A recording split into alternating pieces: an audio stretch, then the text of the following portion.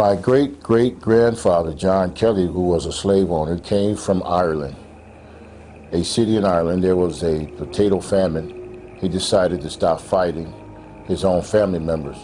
He went down to the Caribbean, and a place at that time was called Hispaniola. Hispaniola was one country, but today half of it's Dominican Republic, the other half is Haiti. He settled there in Hispaniola, the Haitian side, and he got a plantation, and he bought some slaves. Slavery was real big at that time. And one of those slaves was named Pinky. Pinky was my great-great-great-grandmother, which, believe it or not, was, I guess, from his siring, or, you know, came from him. His family became sick. His crops started to fail because there was a curse placed on him by some of the Haitian slaves. Then he decided to go into Texas. He moved into Texas, took some of the slaves with him, and when he got to Dallas, Texas, he had about 4 or 5 slaves left: Cupid, Senior, Pinky, and a few other slaves. And from there is where my father was born in 1917. My father married my mother in 1946 or so and moved to the New York area, and that's where I was born. My father didn't want any more children. At that time, it was about 6 or 7 other brothers and sisters were born before me. He told my mother he didn't want any more. So my mother said, well, I'm pregnant now, I'm not going to get rid of my child. And he said, yes, you are. He said, I already got it set up to take you to a back alley abortion clinic not far from a famous university there on the East Coast. And when my mother resisted having this abortion, he commenced to beating her and kicking her in the stomach and hitting her, trying to force the baby to come out or be stillborn. And so when that didn't work, he dragged her through the house and threw her in the car and took her down to where the abortionist was, and they were already waiting for her. They put her on the table, put her feet up in the stirrups, went inside of her with all kinds of weapons of destruction. And then they also was using types of pills and different things like that, making my mother swallow them, to try to destroy me from inside her stomach and through her womb area. And they worked on her for 2 or 3 hours, my mother said. And my mother, she actually felt like there was some hands inside of her blocking me from being destroyed. And when my father and the abortionist saw that they could not reach me, and they could not pull out any parts of my body, was trying to pull me out piece by piece, and they seen that they couldn't find me, they decided, they said, well, there's no way that she can either not be pregnant, or if she is, we're just going to leave the baby because it's too much trouble. We'll kill her in the process. And my father didn't want to kill her. He was just trying to get rid of another baby. And God saw to it that he spared my life. And from that, I'm here today. I was 4 years old when I started using drugs. My brothers were shooting heroin. When I asked them, I said, well, let me have some of that.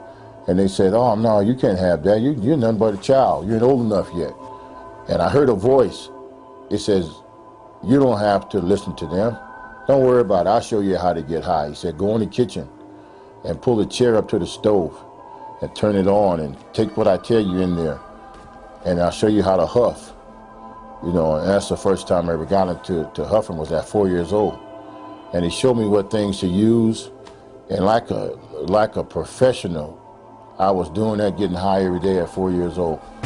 And it just went from there until 4 years old, and I got into other stuff and start smoking weed and different things like that by the time I was 6 years old. And when I got to be 10 years old, my brother said, okay, now you're old enough. You can have some of this cocaine.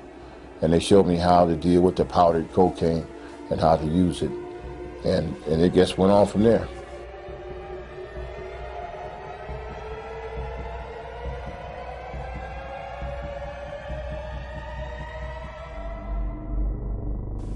As Curtis grew older, he also realized his family was involved in voodoo, a type of witchcraft from Haiti. He also met a voodoo priestess who casted spells for love, money, and power, but for a price. The Haitian voodoo priestess, actually, she was a priestess from Haiti who lived in Brooklyn. See, everybody has a territory in witchcraft. It's just like drug dealers got a territory. Well, witches and voodoo people, they don't overlap a lot of times. They have they say there's enough customers for everybody to go around. So she worked under my dad. She would act like she was a church evangelist. She would call meetings at our house, and she would have women that come who have lost their husband, not so much lost him because of death, lost him because he left her. And she would tell them, she'd say, you want to get your husband back? I got a potion for you, I got juju for you, I have a fetish for this and that and the other. For every problem she had a solution for you. And she was teaching me how to do the very same thing. She said, you are the seventh child. You are the seventh child of the voodoo priest, and you're chosen. And she told me, she said, you weren't supposed to be aborted or sacrificed. You were supposed to be taught. And I didn't understand any of those things, what she was talking about, but I found out later what she meant. She meant that my father was trying to abort me, but actually he was supposed to save me for me to go down to be trained. And that's what she said. I'm here to train you so you can go down to Port-au-Prince and do work under Papa Doc Duvalier and in the palace there in Haiti. And that's what she came to do. She came to train me. She was my teacher. Curtis continued to learn about voodoo, but even at an early age, he began to realize that all of his power came at a terrible price. At an early age, living in Connecticut, Curtis Kelly became involved in drugs and gangs. He was also instructed in voodoo, a type of witchcraft from Haiti, from a high-ranking priestess. But despite his newfound power and money, Curtis began to see voodoo's dark side. She taught me what the love potions were, how to use them, how to slow a person's business down. As far as if you wanted to work a person over real bad with pavor nocturnus. Pavor nocturnus is a really bad thing. Night terror. She showed me how to put a person in Nemos. Nemos is to put a person in a vicious spiral that they can never get out of. And the more they pay you to cast a spell off of them, the more they get wrapped into the spell. It's called Nemo cycle. And she said, you keep a person in Nemo cycle, you'll never be broke, because they got to keep coming back to you to get another spell and another spell, get them off of that spell, another spell off of that spell. And she was really, really a wicked person, and she was into control, manipulation, and keeping the person bound and attached to her. And that's what she was teaching me. She taught me, so many things, but those were one of the main two things that she was teaching me. And she took advantage of them not having a whole lot of money and trying to get over real fast. And many of them, they were into the occult. They were not witches, but they believed that if God took too long, the occult would get it right now. They wanted that quick fix. And she was there to receive them. She's like a catcher's mitt, there to catch you, And at $20 back then was a lot of money. $20 not like it is now. That's just a tip now. But $20 back then was a lot of money. And she would charge like $20 to say you had like I said, a condition, physical condition. And what they would do with your physical condition, they didn't have the power to heal you. If you had a cramp right here, they would remove the cramp from here and they would put it down here in your knee. They would shift it. Shift it. There's witchcraft called shifting, where you can't heal, you don't have that power, but you shift. And they teach me how to shift things from here to there. I move it over here. And what you do, you get a whole lot of people together in one room, all miserable, all suffering. You charge them $20, and you don't give them all of it. You give them a piece of the information to keep them coming back. And as a child, I stood there and I watched, and I said, this lady sure can control people. She has a very crafty way of controlling people. And many of the people that she was controlling, they went to church on a regular basis. She would say, isn't God good? Don't we praise God today? And I would stand off in the corner watching it. Isn't God good? But see, I can run up and down the stairs and see and bring her supply of witchcraft stuff. Bring me this, bring me that, and bring me my pouch of this, or bring me my this, bring me my oil, bring me this. And I would bring this to her, and the people would give her the money, And she would give them this pouch, and they would go home, and I'd watch husband after husband, boyfriend after boyfriend come back, because as usual, she was using. One day, the voodoo priestess showed young Curtis a doll, which had some paranormal powers. Remember back in those days where you pulled the string and the doll would talk?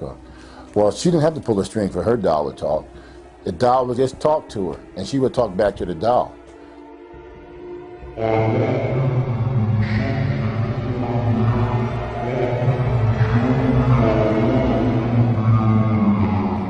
And I was standing there in amazement. I said, how can a doll have how can you communicate with it, with an object that's not even human? But what it was, through this doll, the entity was housed, and it could talk.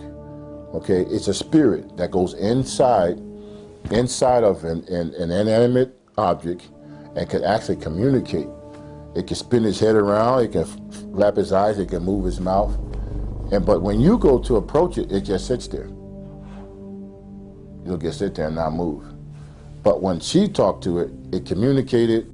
It told her what person is coming tonight and what problem they had, because it's a familiar spirit. That spirit can leave that doll, run to a person's house in the neighborhood, and show them each one of their problems, or show her each one of the people's problems. Case in point, one time in particular, she was doing another meeting at her house, and the doll told her certain things.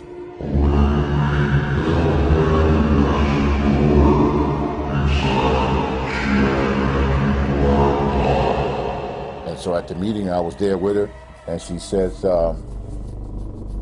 praise the Lord, I'm glad you're all here today. She said, you right there, lady, right there. She said, you have a dresser drawer in your house. And inside of that dresser drawer, you have this, that, and she itemized everything that was in her dresser drawer and never been to her house.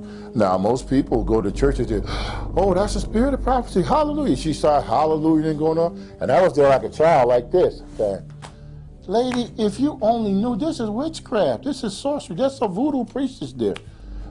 And you know what? It wasn't free. The offering would grow then.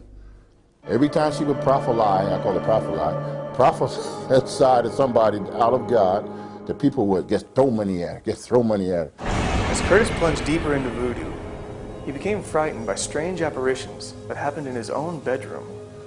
The voodoo priestess came into my room and set up all her fetishes and paraphernalia in my room. And when she did that, then those things started coming through the floor.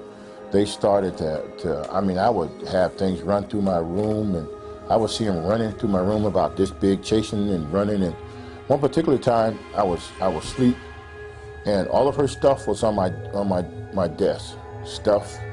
This stuff, these powders and all kinds of things, and parts of animals and hair and fingernails and all those things. That's why you got to be very careful who you give your hair and fingernails to.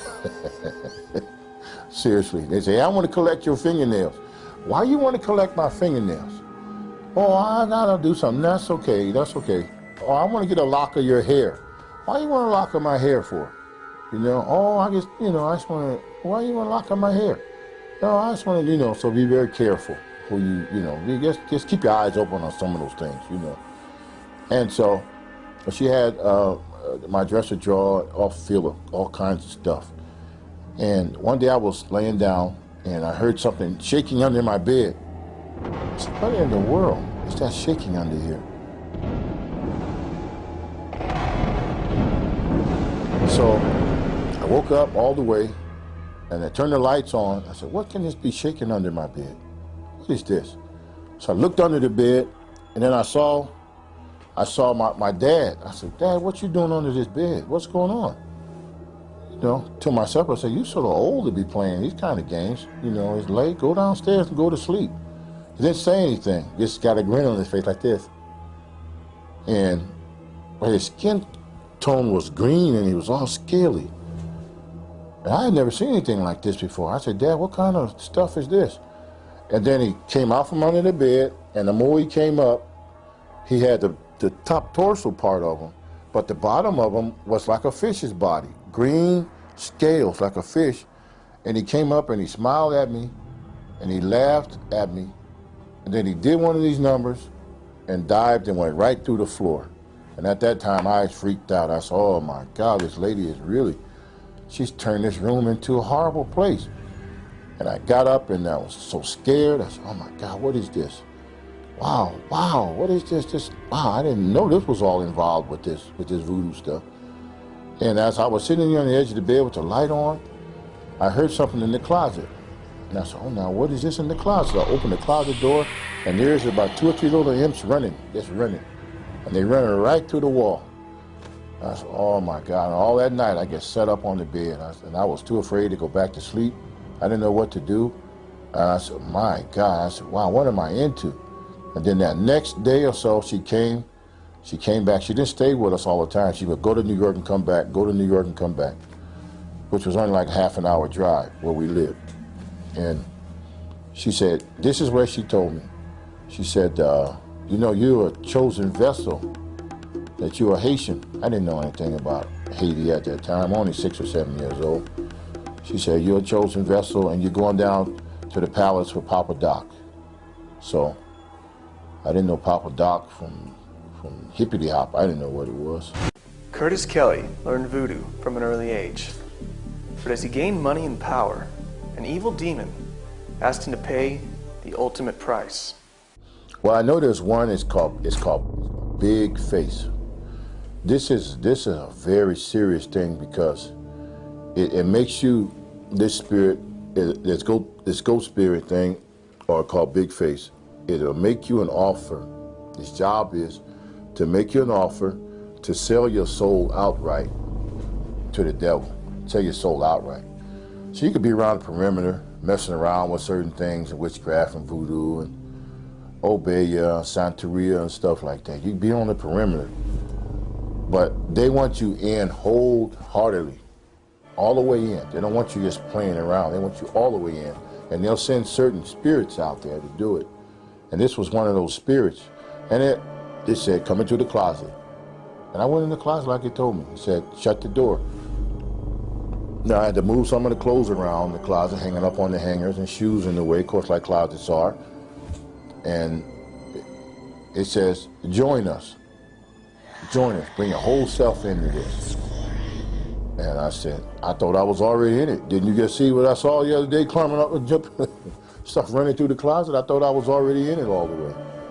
He said, join us. He said, give us your whole self. I said, how in the world can I give you my whole self? I'm just a child. I don't know anything about giving my whole. He said, say these words, and then you can join us full-fledged all the way. And then when he said that, all the clothes disappeared. The clothes in the closet disappeared. The shirts disappeared. The shoes, everything disappeared. In this closet became like I was standing out in space with the stars. There was no floor. I was standing right there. The floor disappeared, and I'm standing there, and it was just myself and that spirit face to face.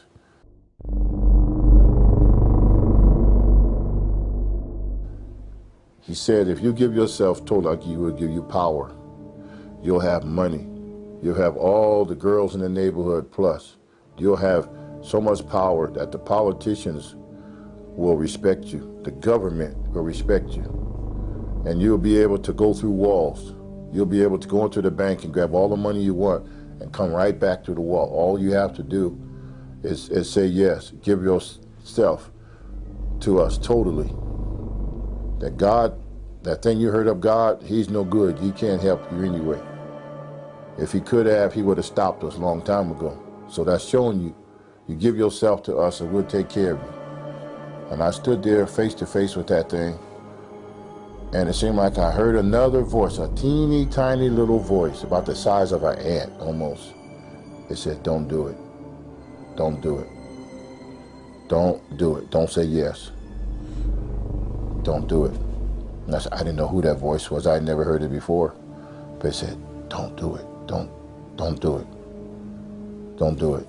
And that big face thing, that big spirit with that big ugly face, it was trying to show me, it showed me a vision of money and power and all of these different things, but that little voice said, don't do it. Don't do it. Then I said, no, I started doing like this. No, thank you. I'm gonna stay right like I am. I'm not coming headlong into this like you talking about. And he started screaming, why? Come do it. We'll give you everything you want. And I said, no. When I said no, the floor came back, the clothes in the closet came back. I opened that closet door, and I said, my God, what is going on here? And I never listened to that thing again. Because what it does, if you say yes, you sign that 10-year contract, or you sign a 20-year contract in agreement with them, it'd be like most people that you see that's getting involved with it. The 10th year, they come get you. The 20th year, they come get you. They kill you right on that 20th year. And it happens. I can name some people I know of that did what that thing invited me to do. They got the richest fast. They got famous on television. They became famous rock stars. They became famous actors and the actresses. And after that 10-year contract or that 20 years, they died right in that same month, day, and week, and second that they signed off. I was in some very, very evil stuff, but I was too deep into it at that point to get out. Curtis Kelly, as a young boy growing up in the New York area, became entangled in a web of voodoo. He was trained by a voodoo priestess and told he would be taken to meet the president of Haiti for additional training. But he realized the voodoo woman was robbing his neighbors by selling them false cures for their illnesses. He was tormented by demons at night who appeared to him in many forms. Finally, one particular demon offered him power, money, and women if he would be willing to give himself completely to these evil forces. He said no, but the battle was far from over. Okay, the waster spirit. The waster spirit is exactly what it is. It's a spirit that's job is to make you waste away a little bit at a time every day. Its job is to cause a lot of fear. To fear of being in a house by yourself, fear of turning the lights off, fear of flying on an airplane, fear that different things are going to happen to you, fear that you're going to go broke. It torments you constantly. Like one famous actress said, the reason why she works so hard because she's afraid of going broke, and she's tormented with that idea. So if you're tormented in public, you're tormented in private. It won't just attack you outside. It starts in your house. They love to hang out in closets and under beds, and their main target a lot of times is children. They love to torment children. And I tell parents all the time, if your child say they see something in the room, don't beat them down. Just go in there and see. You know, let the waster spirit, this actual spirit, let them know that this child is not alone anymore. Now the child got some help. Go in there. If you're born again, spirit-filled Christian, take your bottle of blessed oil and anoint the threshold of that room. Just like Moses did the death angel. It's not the death angel, but it still torments. The death angel, you know, that came to do away with you. What this thing does to slowly pick at you until you are nothing but just a bag of torment. If the wind blows too hard, you'll say, what is that? What is that? That's the job of the waster spirit. It does what it says. It comes to waste it away. It's in the bed. It's in the closet, and it's also known around the world as the boogeyman. That's his name, which comes from the Caribbean islands, the bogey. They used to call it the bogeyman. And children who were bad, they used to be threatened by the parents to say, if you don't be good, you know, they would say, Mom, if you don't be good, Mom, Mama's going to take the boogeyman after you, Mom. You know, that's in the Caribbean. And children would be afraid, but by the time they got to America, it went from boggy to boogie, you know, and it is a spirit, and children are tormented by it.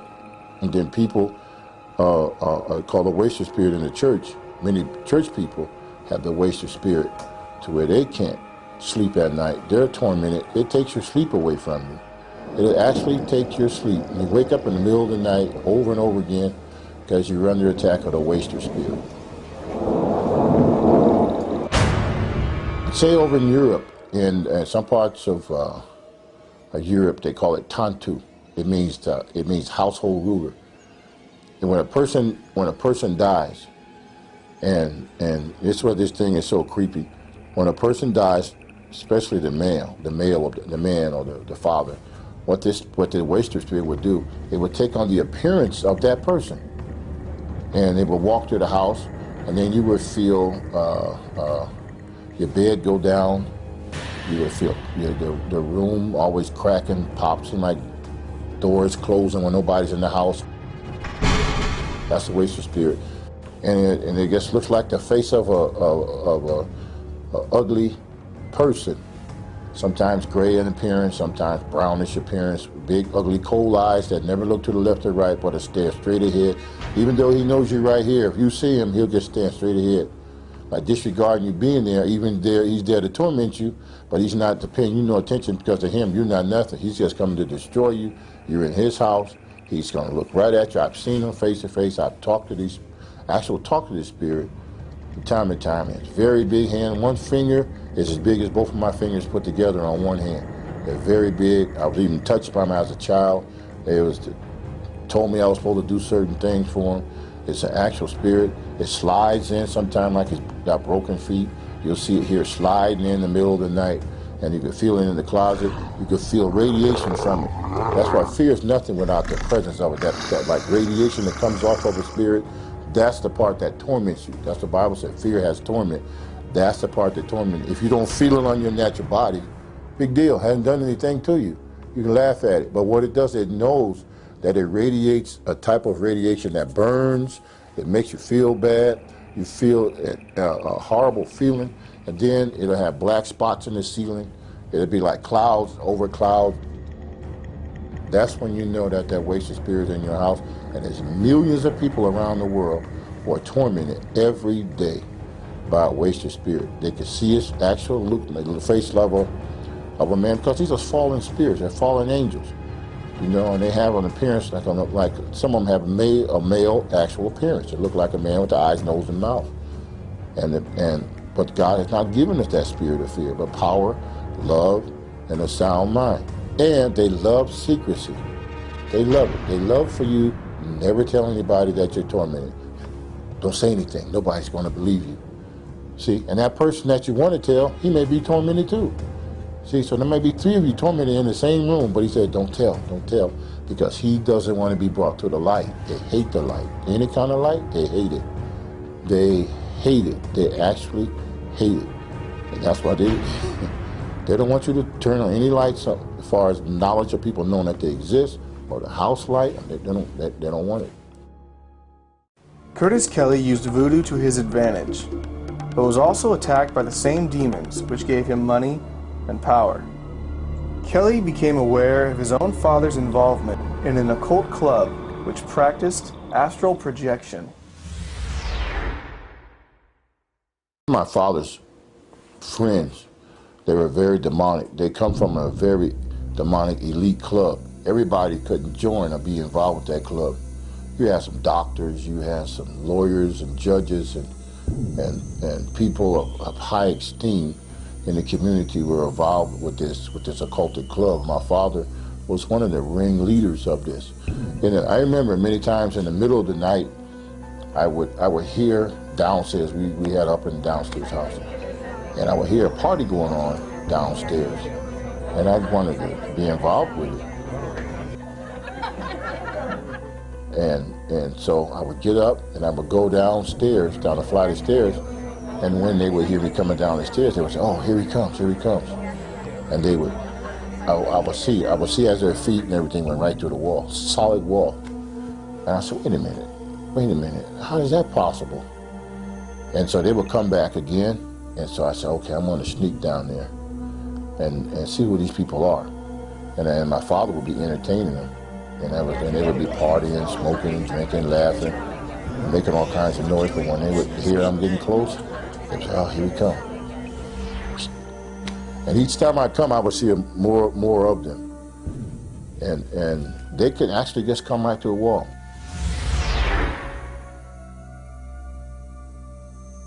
They could astral project, come right to the wall. It was no problem to them. Now, be it in their physical body or spiritual form, I'm not quite sure, but I know they can do it.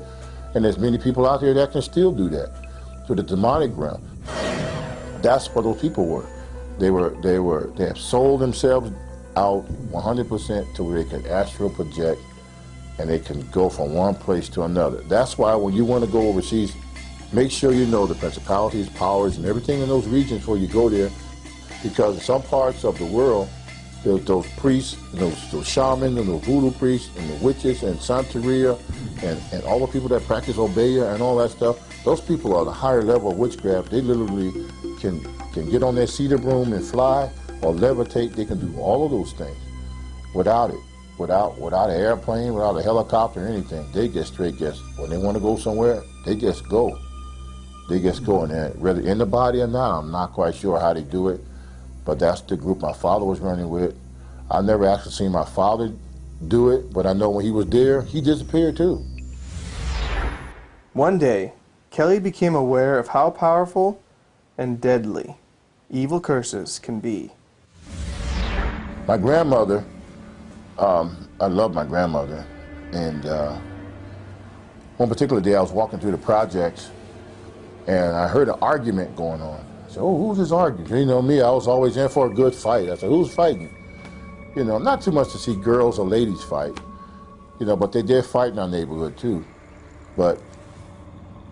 And I recognized his voice from a distance, from a half a block away. I said, that's not like my grandmother. And she was giving somebody what for, too. She was giving it to him. Oh, boy. And so I got in closer to see what was going on, because they was always taught to stay out of grown people's business. You know, don't get into the business of adults. So we were taught that. So they said, if you see adults arguing, you stand back and you don't say anything.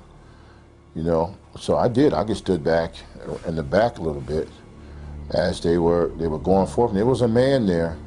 He was saying something to my grandmother. I had never seen this man before. I didn't know who he was, because I thought I knew everybody. There's 5,000 families in the projects, and I knew everybody between New York and Connecticut. So I figured, no, I knew everybody. I didn't know who this guy was, arguing with my grandmother. So I didn't say anything, and I just stood back and watched. And they were going at it. I mean, they were going at it. My grandmother was little, but boy, she was holding her ground with this guy. And then she said something. She did her fingers a certain way, and she said, I'm gonna curse you.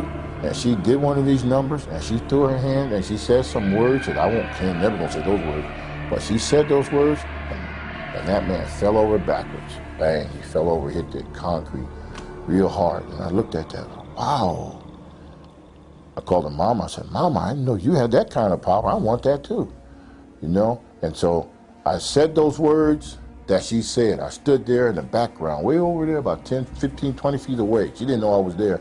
And I said those same words she said, and I saw something start spinning, like a tornado start spinning, just like this. And it started spinning faster and faster, and I looked there, and it came like this, and right inside of me. And I said, oh my God, what did I do? And then something was inside, and it was still kept spinning inside of me. And I got so scared, I ran in the house, wasn't that far from our house. I ran in the house, and I saw my brothers and sisters and everybody there, and I was trying to explain to them what was going on. And said something, I kept saying, something's in me, something in me. What's in you? I said, I don't know, something's in me. Get it out, get it out. Something's in me, get it out. I said, oh, you crazy, there's nothing in you. What's in you? So I said, it's inside, something's inside me. I said, all right, nothing inside of you. So that night, one of my uncles, he had a drinking problem real bad. He and I was real close. My dad and I weren't close. My uncle, he sort of raised me. But everything my dad was showing me bad, he tried to show me good stuff. And so, but he had a drinking problem, and he was drunk. He laid on the floor, and I laid down there next to him, because he was my protector and my buddy, you know. He still is. He's still alive, so I still love my uncle. And I laid there, and next thing I know, I hear that spinning thing coming. Now it's coming again, middle of the night. It's coming again. And I said, Unc, wake up, Unc, something's happening, wake up. He was so drunk he couldn't even lift his own head. He said, "What's wrong, nephew?" I said, "Something wrong, uncle, something wrong, something spinning inside of me." And the next thing I know, the closet door opened up and out stepped this big old green thing with wings. And he stepped on my arm. I tried to get under my uncle and I was trying to hide, but this big old green creature stepped on my arm and stopped me from moving. And I started to scream and I was yelling and nobody was helping me. My uncle was drunk.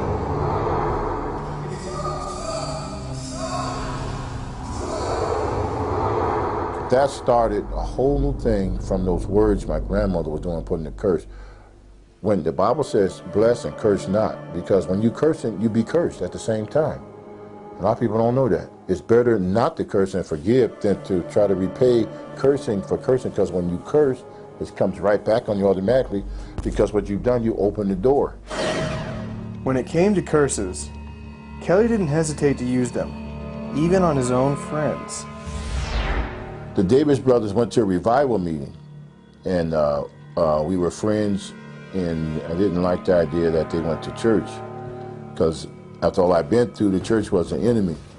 People in the church were weak, and to me, I thought they were weak and cowards and wouldn't fight, and that's how we were in the street. So when I saw them, I felt like they were abandoning us, the rest of us, to go on chasing after this Jesus thing. And when I would see them come back and they would minister to a lot of our other friends because they were excited about being saved, and they would tell the rest of the guys, saying, you need to stop these drugs and stuff and come and get saved. Well, if they get saved, I lose a lot of customers. I said, I'm gonna send some curses after them, some spirits to curse them, to stop them, slow them down. And so these little spirits, I called them up. They came up out of the ground, and I told them, I said, I'm sending you over here, and I want you to go over there and stop these guys. A warning, I'm giving them a warning. I want you to terrorize them, torment them, night and day, 24 hours a day, till they come back out here in the streets with us. So I sent this little one about so big. He went over there, and he came back, and he says, I can't do nothing to them, they're protected. And I told that spirit, I said, what did I tell you to do? I told you to go destroy them. He went out again. And it came back and said, I told you, I can't touch them, they're protected. So I said, get out of here. I sent you back down to the floor where you come from. So another one, I sent a bigger one this time, a little bigger than about that size. And I said, now you go and do what that other one, he didn't do. I said, you go and destroy them. You go, you tear everything up, you tear their house up, you tear their mama up, you tear their cars up, set the house on fire within it. Do everything I tell you to do. You better not fail. So that spirit disappeared and it went. Then I waited for a few days, and that spirit came back with a sad look on his face, and I said, did you do what I told you to do? He said, I can't touch them. Just like that other one told you, we can't touch them, they're protected. And I got mad at him, I brushed him off. Then I astral projected out of my body. Left my body at one place, then I went into another place. And when I got there, I found exactly what it was, like a snap of a finger. And when I got there, there was 2 8-foot-tall angels with a flaming sword. They looked like they had been working out in the gym. They was tough. And I stood around the back of a telephone pole and I peeked out at them. I said, man, I see why them little imps couldn't do nothing. Wow. Then I went back into myself. And, man, these guys, wow. They got some serious power, man. My God, they got some power behind them. Kelly decided he now wanted some of that same protection from the angels he had seen on the occultic dark side. Because of his involvement in voodoo, Curtis Kelly was tormented by demons throughout his whole life, but he left his occult lifestyle. But he leaves us with a sober warning of the consequences of dabbling in the occult. Let me show you what form. If a person gets into, say, seances, a Ouija board, stuff like that, or pentagrams on the floor, and candles, and all those kind of things, or blood sacrifice, sacrificing a cat or animal, you have opened yourself up for a possession, or a poltergeist, and all of his cousins are going to come in there, and they are going to give that house a fit. It will be horrible, okay? Then there's other ways. Television can be another way. As a portal, they can come in. If a person watches pornography all the time, watches pornography, that spirit, okay, that porn spirit, like in the Greek and the French, will come in. It would literally march through that porthole, and it will set up, and it will sit, and it will wait, and it will sit, and it will wait, and it brings sickness. It would bring all kinds of diseases. It would bring all kinds of stuff in there just because that television was a vehicle to be used to come in. And that's just one way. Then there's all kinds of anger. Anger. If a person, let's say if a man is in the house, always angry, no matter what the wife does, that man gonna be angry, angry, angry. It's like she pull her hair out the roots, and he's still angry. She can do cartwheels. She can cook a feast. She can do every second he's angry. What's happening? There's 5 different types of anger, and all of those types will start to come in to his house, and in his house would be a house of rage, and that is an actual spirit. It's an actual spirit called Nektiel. Nektiel comes in, and when it's a power, it comes in, and its power, it takes complete power over that house, and the children will start to act bad in school. There's no love there. People will come and they can feel that. So, you know what, man, it's getting late. I'm going home. Wow, this is a bad house to be in. I feel the creeps when I come in here. It's because of that person has allowed those things to come in. After experiencing the occult firsthand, Kelly feels he will never go back to his former practices. So you got to draw a line in the sand. Say, you can't follow me no more.